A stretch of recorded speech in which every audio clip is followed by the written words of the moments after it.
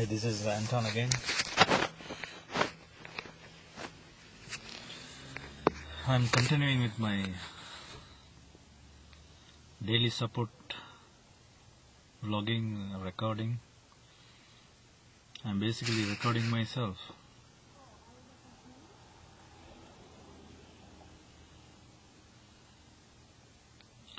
Yeah, I just came from having my dinner.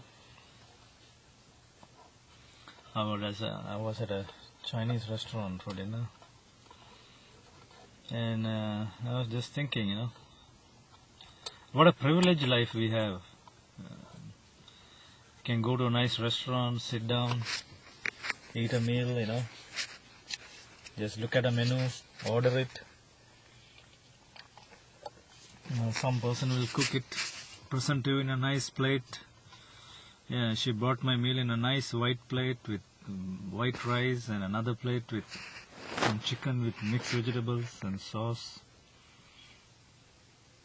Served in a nice table.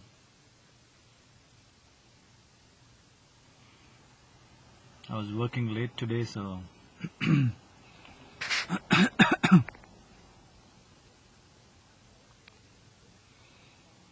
I indulge myself in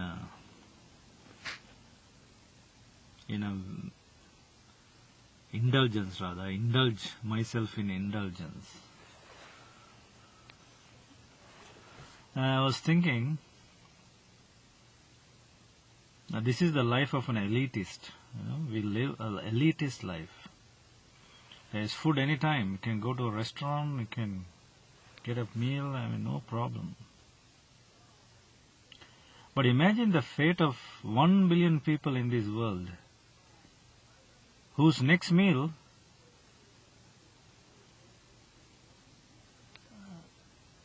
they have to look at the sky. Maybe something might fall from the sky. The manna, what Jesus promised or whatever that happened in the Bible, the thing fell from the sky. That's what these poor people have to wait for.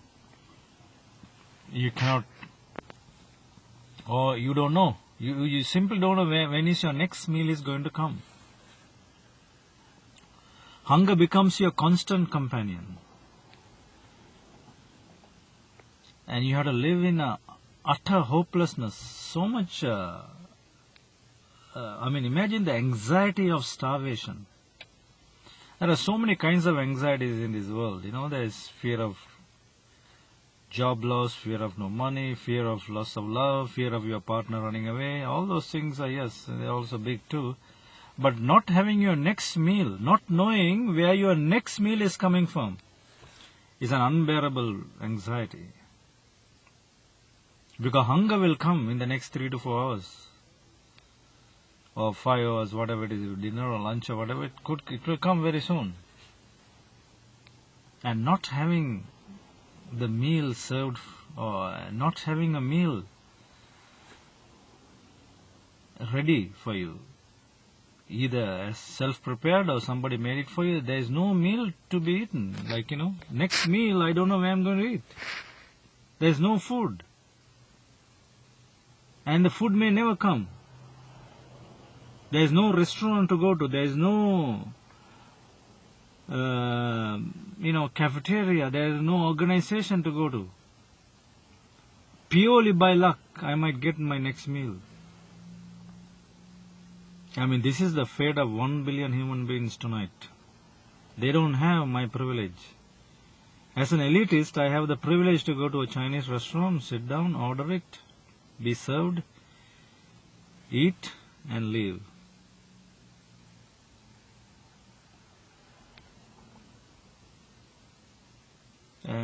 But 1 billion people tonight don't even have the privilege of having something to eat.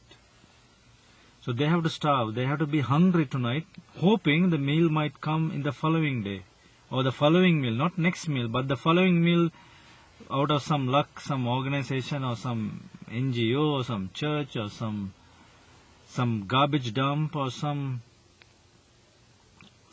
generous person down the street or from someone, or some rotten food somebody threw away in some can somewhere, You go and, it's like scavengers, you look for a meal. I have seen with my own eyes where people actually digging a garbage can to eat. That is their next meal. Not served on a nice white plate with nice linen. No. You have to dig a garbage pit and pick up your next meal. Now, this is the fate of many million people. And we know at least a billion people starving tonight. Yes, billion with a B. Be like Bob. 1 billion people don't have proper meal tonight. Hard to believe, eh? Yeah, hard to believe. I mean, we don't see them. Where are these 1 billion? I live in Canada. I haven't seen anyone. Where are these 1 billion people? Well, that's the thing, you see. We don't see in our eyes. So that suffering does not really exist. Because here I am. I don't see anyone starving. Everyone seems to be having a nice meal. Everything is there. So where are these 1 billion people? That's the thing. Everything is hidden away. They are in far away places. Like Africa, Nepal, Bangladesh, Nigeria, Papua New Guinea, South America, Brazil, go. Mexico, go to slums, go to so many countries in the world. There are some slum dwellers. Go to India, Bangladesh, Pakistan. Add one by one. And I'm told I'm studying in some areas research that say nearly up to half of the world population, that's like almost 3 billion and a little bit more, are living under the official poverty line. And at least 1 billion human beings literally starve every day. Maybe they have 1 meal a day. Maybe 1 meal in 2 days. Some people don't have meals in like 3-4 days and they die. Some human beings actually die out of starvation. Now, of course, it takes like a week or two to starve to die. That means for a whole week or two, the guy didn't have a meal. And then he died. So, this is, how can we accept and allow this? Now, I'm not saying go donate to your nearest soup kitchen or nearest church and, make a donation. No. Donations don't work. It will aggravate and keep the situation stuck in a place.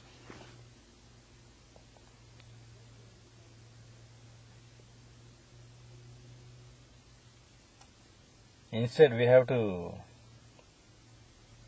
look at an absolute solution.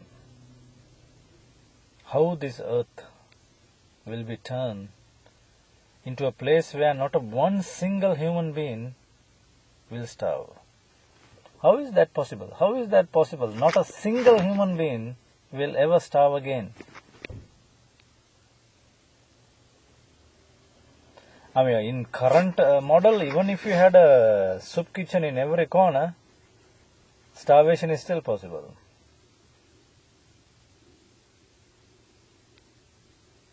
So we need an entire new system. We need an entire new economic system, a new political system, new self-support system, new housing system, new water and food system. We need new agricultural system, and we need new educational system. We need new healthcare system. Ultimately, what we need is we need this world to be a place where the systems of this world actually support the human being. The systems that support life. Humans, animal alike, a system that cares and supports. That's the type of a system we want in this world.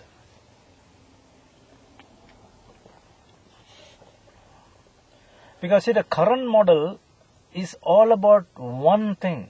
Every system that exists today in this world is rooted in money. Right?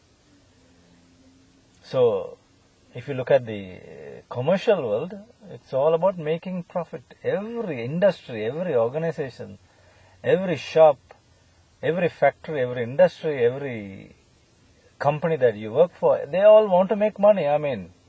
Is there anyone in this world who doesn't want to make a profit? Even the so-called non-profitable organizations are rooted in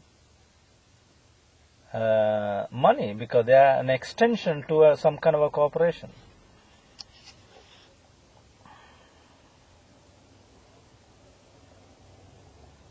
Maybe all these rich people, they will gather and start a non-profitable organization. Let's have a food drive. Let's collect non-perishable food items for the poor. So we'll tell all my friends, all my rich friends, donate some food this weekend. So everybody will bring some kind of a can, packet of macaroni or soup packets or whatever, non-perishable items. So I collect them, put in some kind of a box and deliver to the local soup kitchen. And in the meantime, I call myself a non-profitable organization because I collect food for the poor. But I do that because I am rich. And my rich friends will do this. I am an elitist. So me and my elitist friends can collect food for the poor. Well, this is no solution. This is not going to eradicate poverty and starvation once and for all.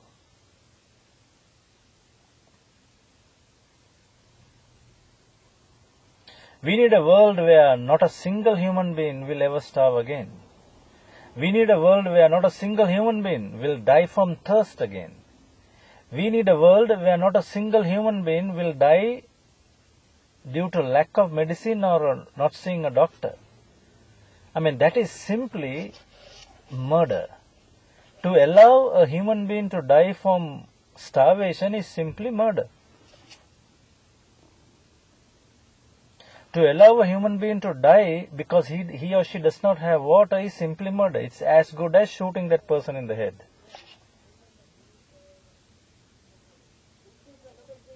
So,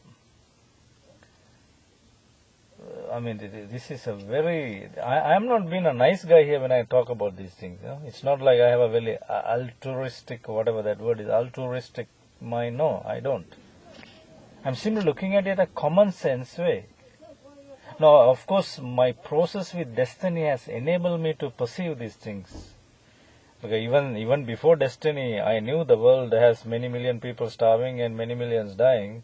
Did I care? No. I went to meditation. I was meditating and donating. Donating to this charity or that charity, I was all is well because I am doing my part anyway. That's the thing. Do you do your part? There's no such a thing called do you do your part. That's kind of a guilt. Okay, I do my part. Yes, I did my part. I gave, some money there, some money here. Donate to this charity or that charity. I even went to the Ottawa the mission for the poor or whatever, to do volunteer work. Work in their kitchen so that we can prepare the meal for the homeless. Felt good, The poor men and women will come in line and we'll serve them a meal, a warm meal for the homeless. But you should see in their face the indignity, humiliation they feel when they take their tray. And you see the face of the server who has a big smile on their face. I am serving you food. And you're so poor and homeless, eat the food I am giving you. And that makes me feel so great. So that is the root problem with donations and charity and NGOs and non-profit organizations. They all covering up the guilt. They all an escape to guilt. So I am not into donation or charity or all those nonsense. I am into an absolute solution. So now how did I come to realize all this? Am I some kind of a nice guy? No. I come to realize all this with thanks to my process that I am walking with destiny, and the application of self-forgiveness has enabled me to see these things. And destiny is a group that has two dimensions to destiny. One is the personal change, other one is the world change.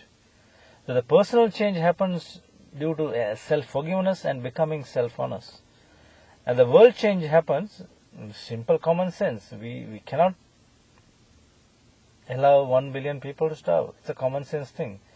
Doesn't matter how happy I become. If still somebody is starving to death, my happiness means nothing.